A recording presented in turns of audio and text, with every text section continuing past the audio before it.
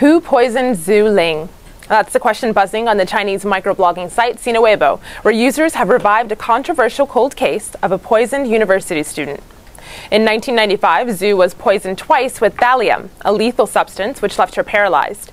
The primary suspect in the case, as reported in this video shared widely online, was Zhu's roommate, who was never charged and later moved to the U.S. Renewed interest in the case surfaced online after another university poisoning scandal was reported in April. Netizens called for the case to be reopened, but say they have been met by government censorship.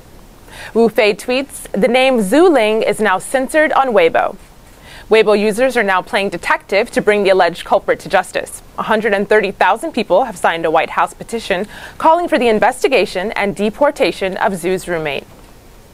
Our next lead comes from London, where 50 countries and international groups are meeting to discuss the future of Somalia.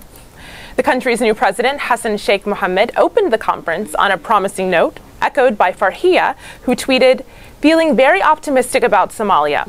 Things are going in the right direction." The mood outside the conference was quite the opposite.